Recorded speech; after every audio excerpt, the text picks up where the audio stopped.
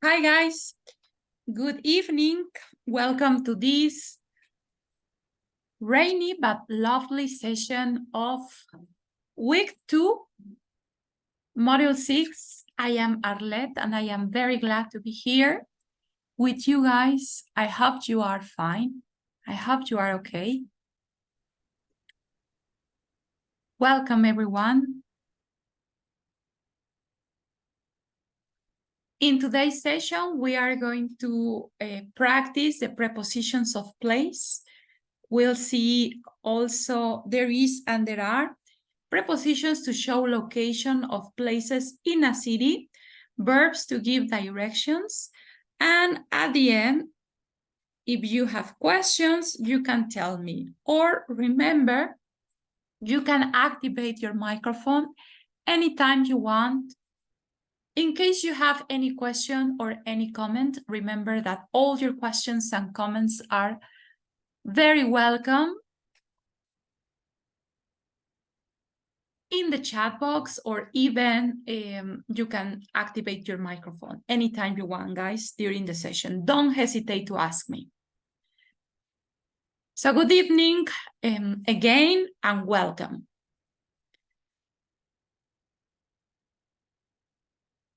Before I continue, guys, I want you to know the most popular mistakes that students in this week make. There are different mistakes that students make during the week 2, during this week 2, in the integrating activities. The students do some things that are a little bit wrong. And we're going to see the most common mistakes that people make during this week. So I'm going to show you some sentences, and you will be asked to identify the mistakes in those sentences. So I'm going to stop a little bit the presentation, guys. Wait a second. I'm just going to show you.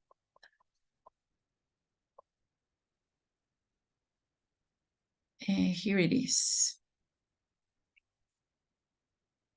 So wait a minute.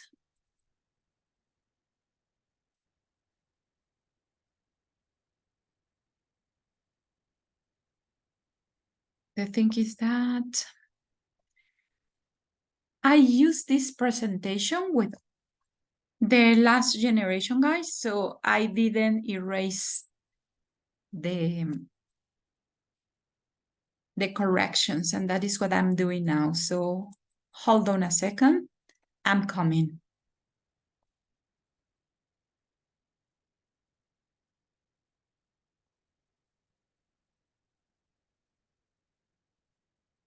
Okay. Just wait a minute.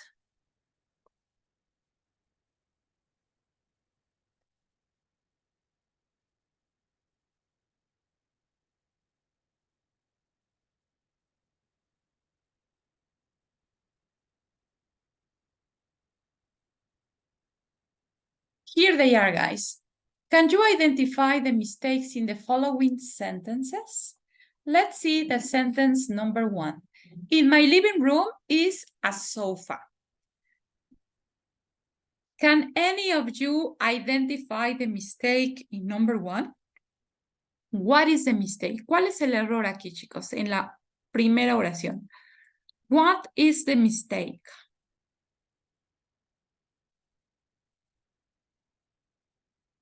Any idea? Let's see someone in the chat. There is, okay. There is a sofa. Very good. That is the mistake that there is missing in the sentence, okay? This is one of the most common mistakes that students make when they are using there is and there are. Sometimes they say, in my living room is a sofa, and it's totally wrong. Why? Because what we want to say is hay un sofá. Y en este caso estamos diciendo, es un sofá. ¿En mi sala es un sofá? No, digo, en mi sala hay un sofá. ¿Están de acuerdo? Entonces le falta el there. So, in my living room, there is a sofa. Vamos a ver en la siguiente. Aquí hay unas cosas que se fueron de más. Déjenme borrarlas. Wait a second.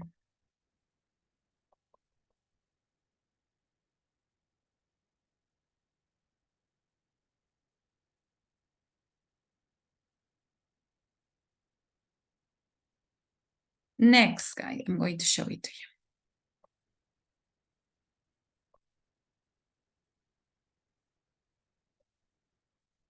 Now, second mistake. In the second sentence, what is the mistake? It says, there is flour. What is the mistake, guys, here?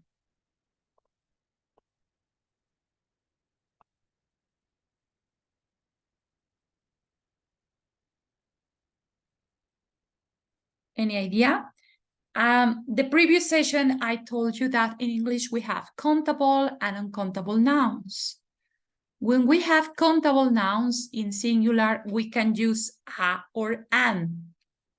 But with uncountable nouns like water, sugar, rice, juice, cheese, meat, those are uncountable nouns.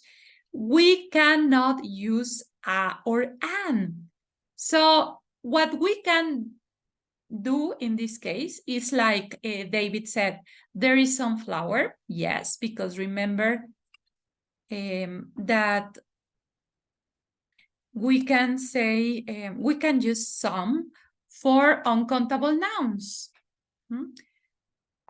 And some means algo. So we omit a. So this is another way to correct the sentence. There is some flour. Yes, like that. Or just there is flour or there is some flour.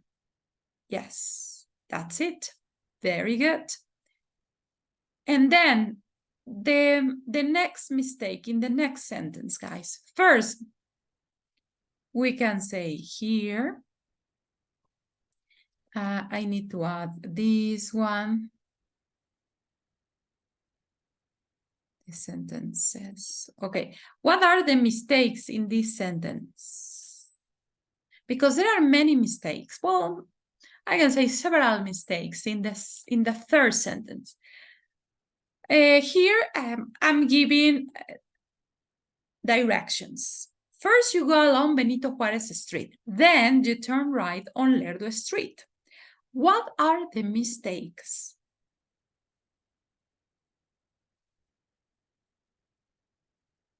Any idea?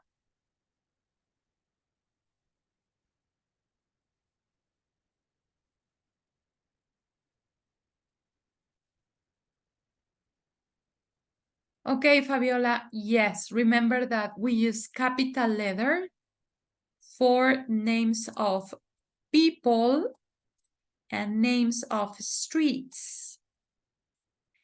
And also, we use capital letter for the word street in English. So all of them go with capital letter. Yes.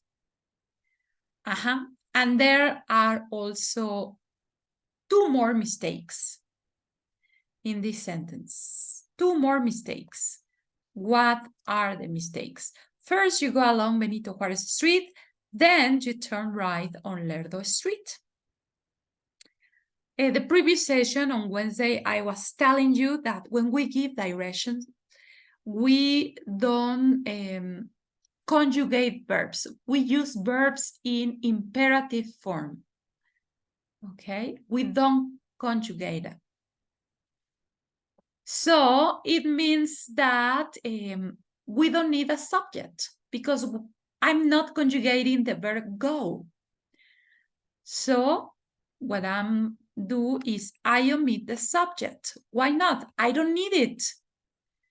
When I give direction, guys, I don't need a subject. I'm using my verbs in imperative form because I'm giving directions and I am giving orders.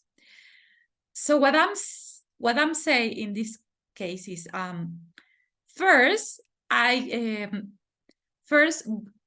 go along Benito Juárez Street, then turn right on Lerdo Street.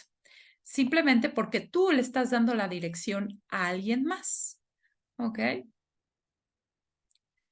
En este caso, tú le vas a dar la dirección a tu amigo.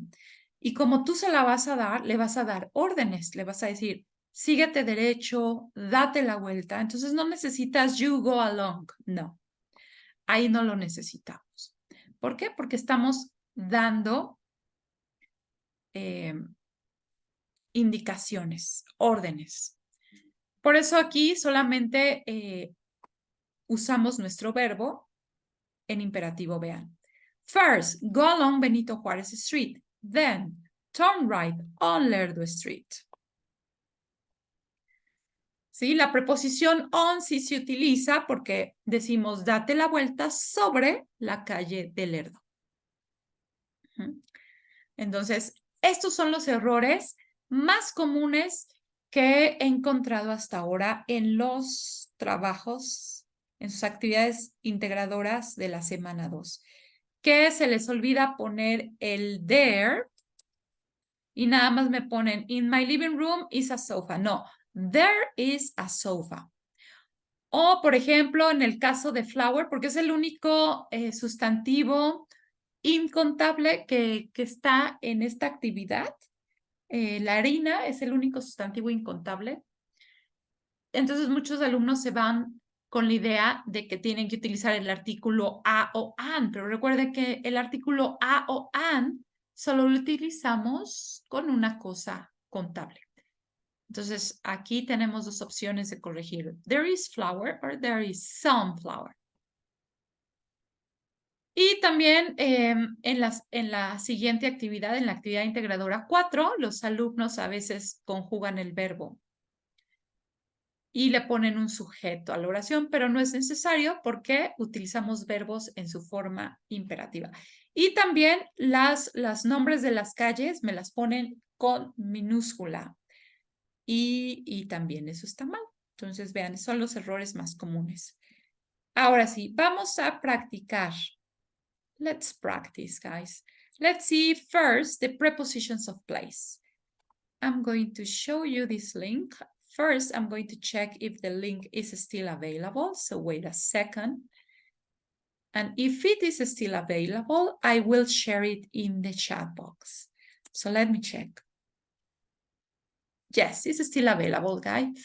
So it's here. Here it is in the chat box. I'm going to share it to you on the screen. Wait a second. Here it is. Choose the right prepositions of place. Look, this exercise looks very simple. This exercise looks very, very simple. Looks like elementary school exercise, but actually we use prepositions in our everyday life. Every day, guys. In Spanish and in English, we use prepositions. So it's a common topic. We use it every day.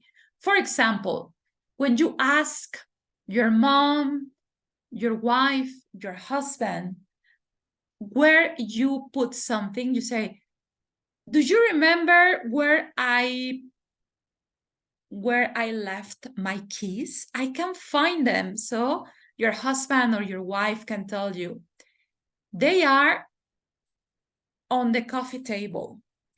They are on the chair.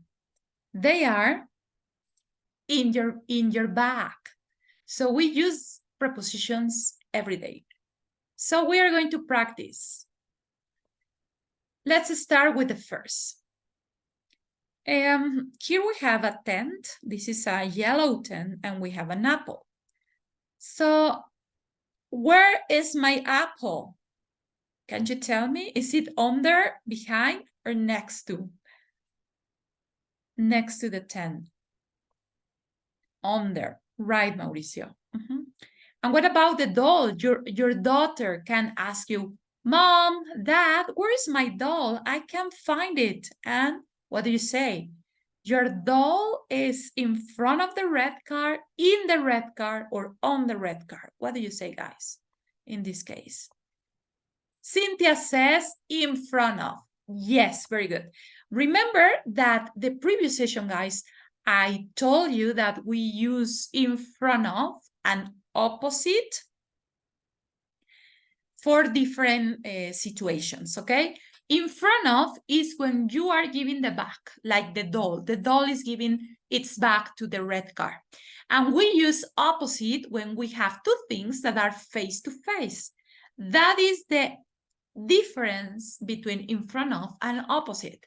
And if we translate these prepositions into Spanish, we'll realize that they mean the same.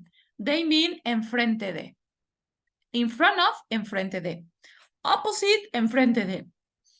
But there is a difference. So you should know that difference.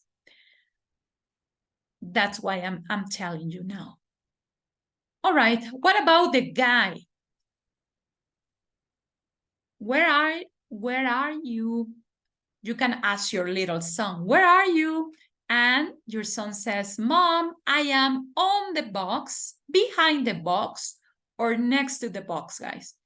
Behind, yes, very good. The little boy is behind the box. What about the sneakers? We can call them tennis shoes, but also they are called sneakers. Where are my sneakers? Your son asks you. Mom, have you seen my sneakers? I can find them.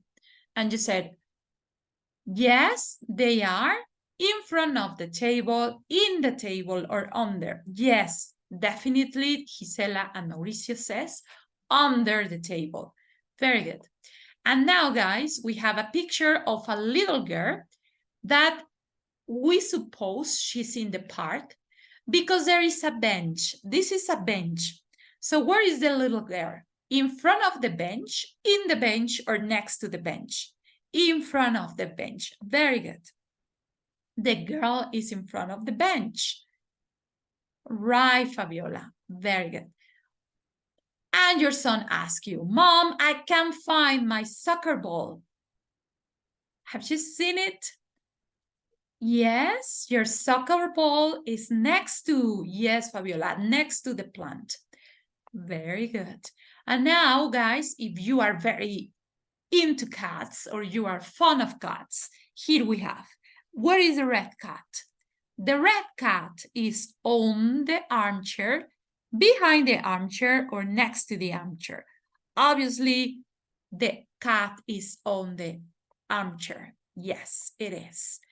And here we have a giraffe. It's not a real giraffe, obviously. It's a toy giraffe. We can say that this is a toy giraffe. And they ask you, where is my toy giraffe? Where is it? It's behind the basket. Yes, David, it's behind the basket. And what about the raccoon? This is a wild animal that is called raccoon, and we can find them in the forest. So where is the raccoon? Sometimes the raccoons are very restless animals and they are very naughty. So the raccoon, in this case, is next to the tree. Yes, definitely it is. Very good. What about the cat? The cat is in front of the window, in the window, or on the window. In front of, Fabiola. Yes, very good. The cat is in front of the window. Yes, very good. We can also say that the cat is by the window, but in this case, we only have 3 options. And where is the girl? You know, the girl, I think she's in the library and she's very concentrated on her reading. She's very focused on what she's doing. So the girl is on, behind, or next to the book, guys. What do you say? Behind. Yes, very good. The girl is behind, Guillermo and Flor says. And finally, guys, in the parks, we usually come across with these disgusting animals like rats. Where is this rat?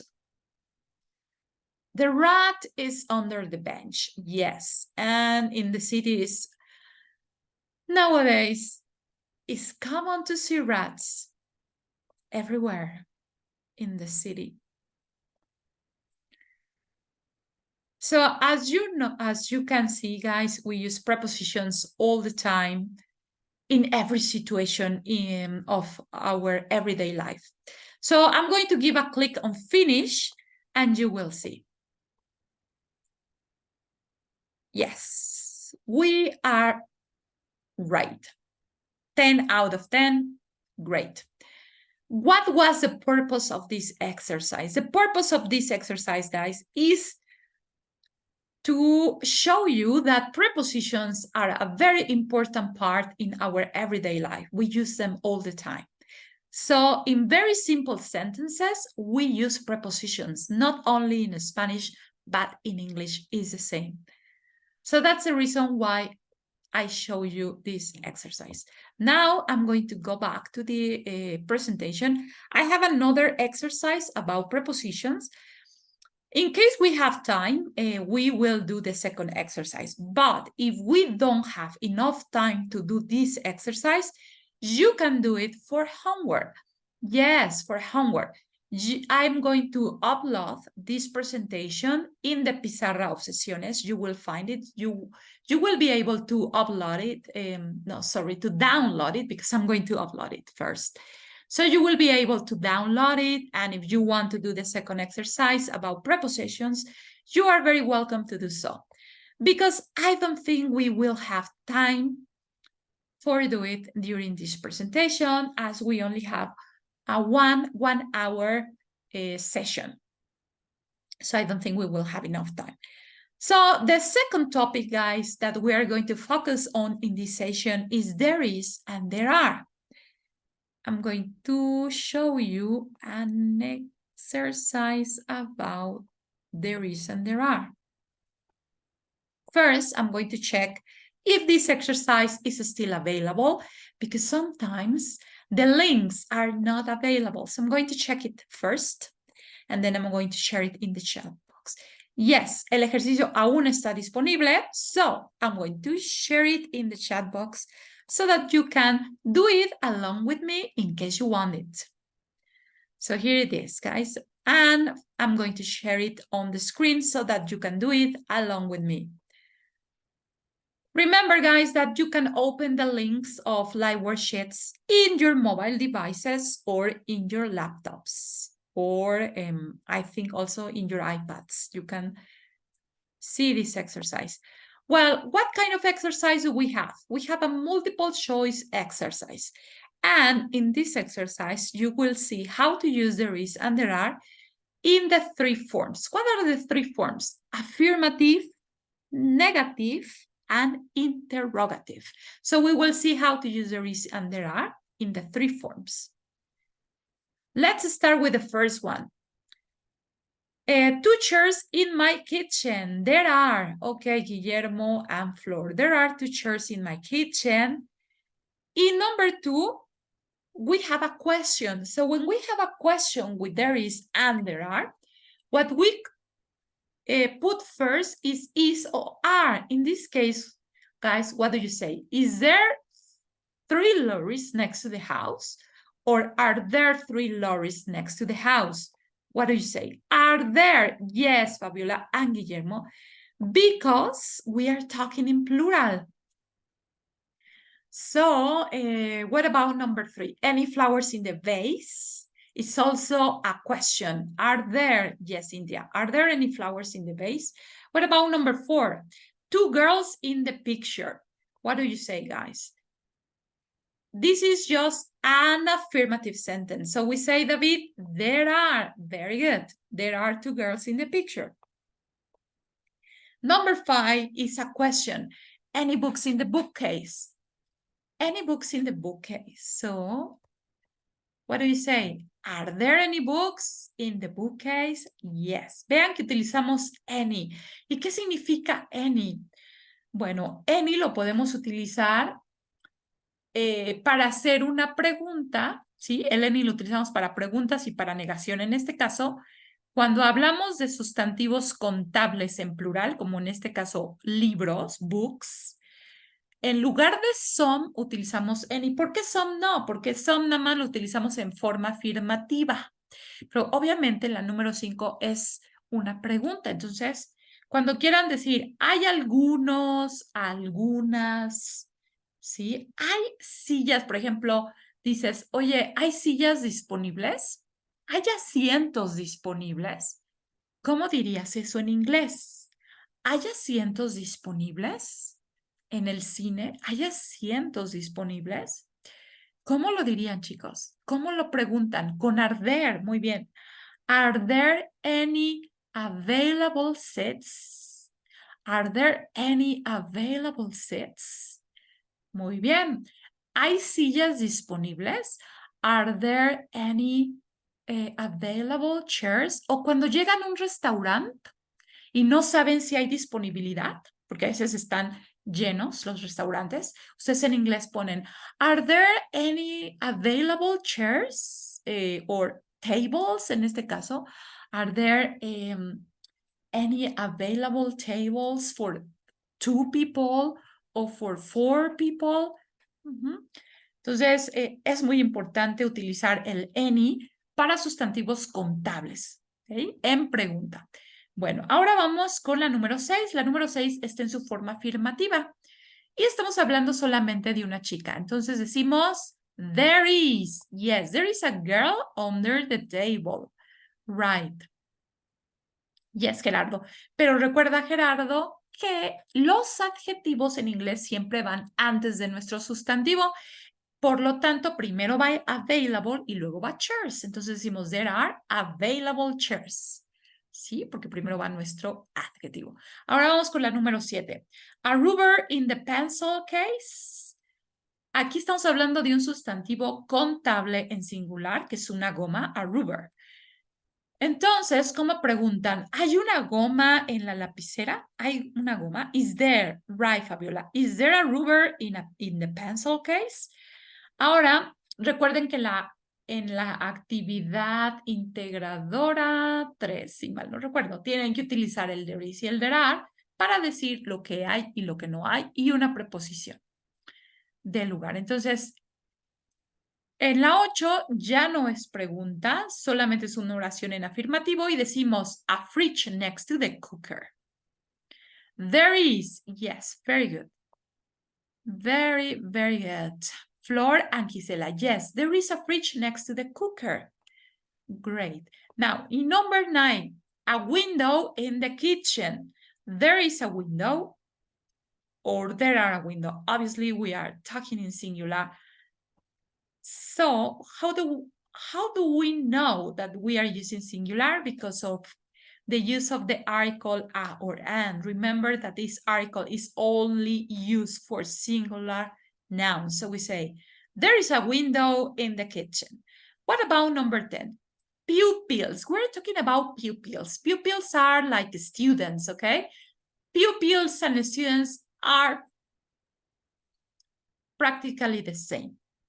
So, are there any pupils on the bus? Vean que aquí también estamos utilizando el any, ¿sí? Porque estamos hablando en forma interrogativa y con sustantivos contables en plural. Entonces decimos, are there any pupils? Muy bien, María Teresa. And now, in number 11, 5x in the box. So we have 5x, we are talking in plural, we are talking about x in plural, so we say, there are 5x in the box. Next, a rubber on the books. A rubber on the books. Is there, okay, David, is there a rubber on the books? Definitely yes. Now, number 13, glasses on the table. So in this case, I'm asking a question. Glasses on the table? Glasses on the table? Yes, Gisela. Are there glasses on the table? También aquí le podría haber agregado la palabra any. Yo podría haber dicho, are there any glasses on the table? Pero si lo dejo así solito con are there glasses on the table, también está bien. What about number 14? An apple in the school bag. There is, Mauricio. Very good. There is an apple in the school bag. Any water in the glass? Vean que aquí también utilizamos el any, pero water ya no es un sustantivo contable en plural, ya es un sustantivo no contable. Y recuerden que todos los sustantivos no contables, chicos, siempre se van a conjugar en singular. Por lo tanto, ¿qué ponen? Is there any water or are there any water? Is there, David? Yes. Is there any water? ¿Hay algo de agua en el vaso? Is there any water? Yes, there is. We can answer. What about number 16? 2 wardrobes in the room.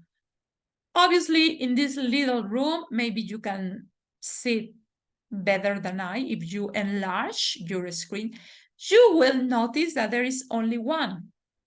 So, this sentence must be in negative. Yes, Gisela. So, we say, there aren't 2 wardrobes in the room. Next, a lamp on my desk. So, there is. Yes, there is. Next, 5 cushions on the sofa. 5 cushions on the sofa. There isn't or there aren't. There are only 4 cushions. So we say there aren't. Yes, David. There aren't. A doll in your room? A doll in your room? This is a question. Okay. So what do you say? Is there a doll? Is there a doll in your room? Yes, there is. Toys in your living room? Aquí como estamos hablando en plural, chicos, estamos hablando de juguetes, tenemos que usar el plural. Entonces decimos, are there? Okay, David. Are there? What about number 21? A picture on the wall. A picture on the wall. There is a picture on the wall. All right. Yes, David, there is a picture on the wall. A pink bat in the bathroom. A pink bat in the bathroom. Do you see the color pink somewhere in the picture? No. So there isn't a pink bat. A radio on my desk. There is a radio on my desk, or there are a radio on my desk. There is, David. Yes, very good. And finally, a mirror in the bathroom. A mirror in the bathroom. Are there or is there? Is there a mirror in the bathroom? Yes, very good.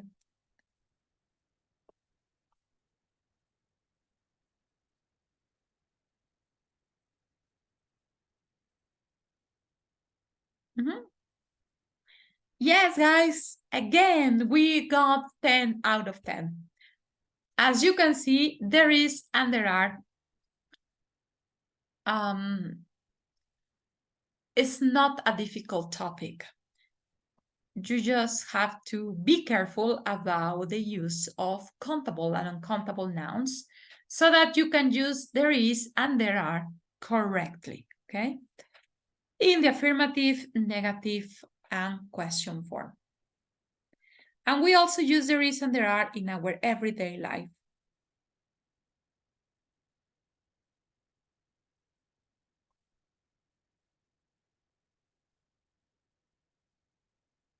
Now, let's go back. I have another exercise here. In case you want to do it on your own, you can. Here it is. In the second link, we have another exercise about there is and there are. And I'm going to assign it for homework because now the time is flying, guys. The time is running out. The time for the first part of the session is coming to an end. Now we have prepositions to show the location of places in a city. I'm going to see if I can use this link.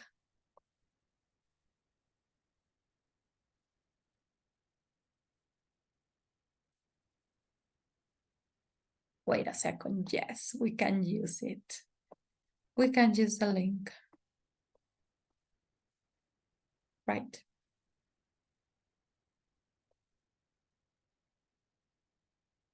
This is the link, guys, for the activity about prepositions.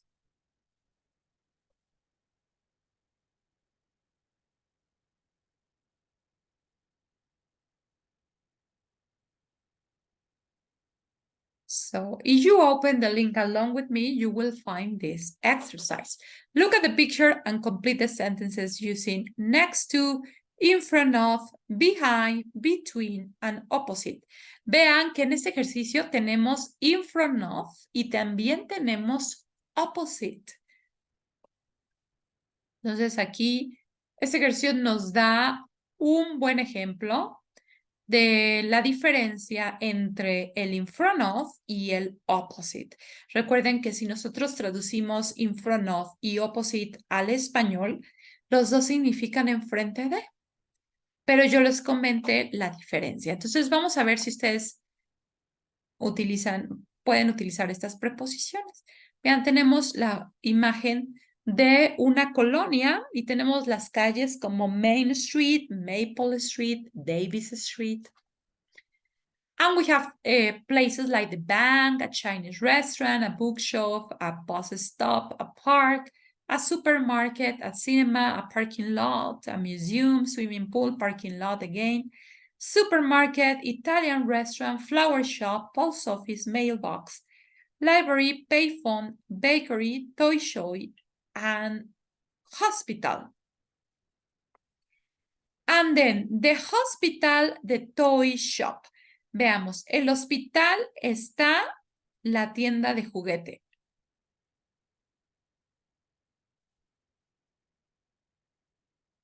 Any idea? Next to, Fabiola. Yes, very good. Next to. Next to the toy shop. No creo que está con mayúsculas. Vamos a ponerle con mayúsculas, así como está. En las instrucciones. Next to the toy shop. Ahora vamos con la siguiente. The swimming pool is the park.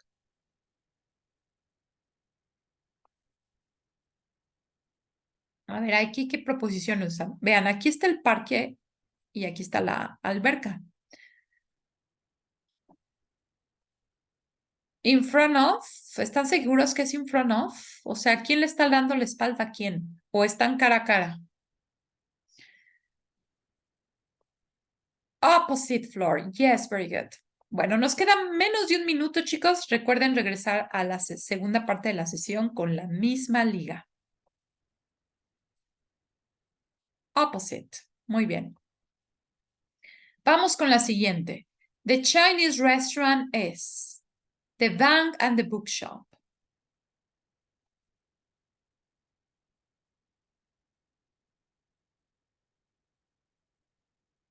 The Chinese restaurant. This is